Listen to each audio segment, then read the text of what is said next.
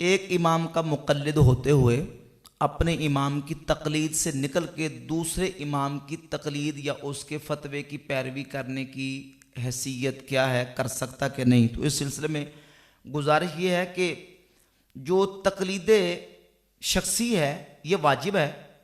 کیونکہ تقلید کا اجتہادی مسائل میں جو کنسیپٹ ہے یا اس کو واجب قرار دیا گیا ہے،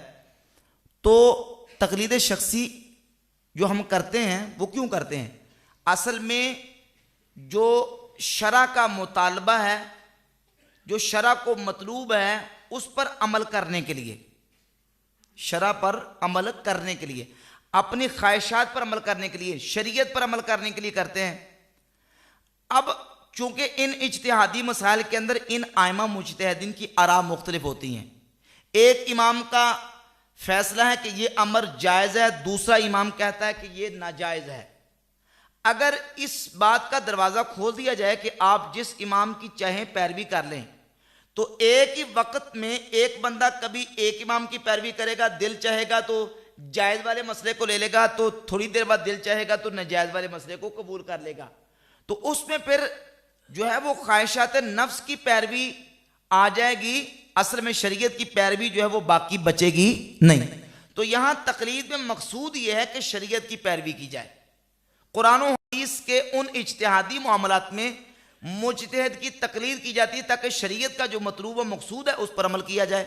اگر اپنے امام کی تقلید سے وہ اپنی چاہت یا اپنی سہولت کے لیے نکلتا رہے گا تو پھر شریعت کی پیروی نہیں رہ جائے گی، بلکہ کیا کس کی پیروی بن جائے گی؟ اپنی خواہشات کی پیروی بن جائے گی۔ تو اس کی شرعاً اجازت نہیں ہے، یہ حرام اور ناجائز ہے۔ ہاں، جہاں کوئی واقعہ میں ایسا امر پیش آ گیا کہ سخت مجبوری بن گئی اور اس کے لیے پھر اس مجبوری کی حالت میں علماء کی طرف مراجعت کی جائے اور مفتیوں سے فتویٰ لیا جائے، جو علماء اس مسئلے میں فتویٰ دیں اس فتوے کے مطابق عمل کیا جائے۔ جہاں سخت مجبوری یا ایسی کوئی صورت بن جاتی جیسے زوجہ مفقود الخبر کا مسئلہ یا اس طرح کے دیگر مسائل ہیں، ان مسائل کے اندر مفتی سے پھر رابطہ کر کے اس مسئلے پر عمل کر کے کسی دوسرے امام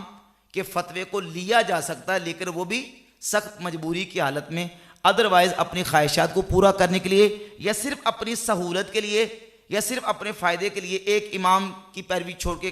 دوسرے کی یا اس کی چھوڑ کے تیسرے کی کرنے کی اجازت نہیں ہے۔